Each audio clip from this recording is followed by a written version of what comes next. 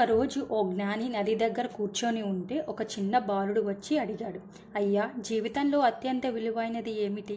జ్ఞాని చిరునవ్వుతో ఒక చిన్న ఖాళీ గాజు సీసాను తీసుకొని బాలుడికి ఇచ్చాడు. తర్వాత పెద్ద రాళ్లను తీసుకొని ఆ సీసాలో వేశాడు. సీసా నిండిపోయేంత వరకు రాళ్లు పెట్టాక, ఇది నిండిపోయిందా అని బాలుడిని అడిగాడు. బాలుడు చూసి, అవును, నిండిపోయింది అని చెప్పాడు. ఆ జ్ఞాని చిన్న రాళ్లను తీసుకొని సీసాలో వేశాడు. అవి పెద్ద రాళ్ల మధ్య ఖాళీ ప్రదేశాల్లో నిలిచాయి. ఇప్పుడు నిండిపోయిందా అని మళ్ళీ అడిగాడు. బాలుడు కొంచెం ఆలోచించి, బహుళా కాదు అని చెప్పాడు. జ్ఞాని ఇప్పుడు ఇసుకను తీసుకొని సీసాలో వేశాడు. ఇసుక చిన్న చిన్న ఖాళీలను పూర్తి నింపేసింది. తర్వాత ఒక గ్లాస్ నీటిని తీసుకొని ఆ సీసాలో పోశాడు. నీరు మెల్లగా పూర్తయి చివరికి సీసా తోనికి పొర్లిపోయింది. ఆ జ్ఞాని బాలుడికి చూసి, ఈ సీసా నీ జీవితం లాంటిది అని చెప్పాడు.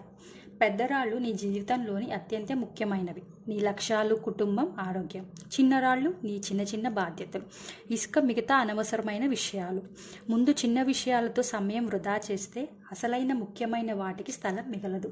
జీవితంలో ఏది మొదట ప్రాధాన్యత ఇవ్వాలో తెలుసుకో. లేకపోతే సమయం గడిచిపోయిన తర్వాత నీకు ఏమీ మిగలదు. సమయం చాలా విలువైనది. దాన్ని తెలివిగా ఉపయోగించాలని బాలుడు అర్థం చేసుకున్నాడు. జీవితంలో నిజంగా ముఖ్యమైన వాటికి ప్రాధాన్యత ఇవ్వాలి. లేకపోతే మనకు విలువైన సమయం వృధా అవుతుంది.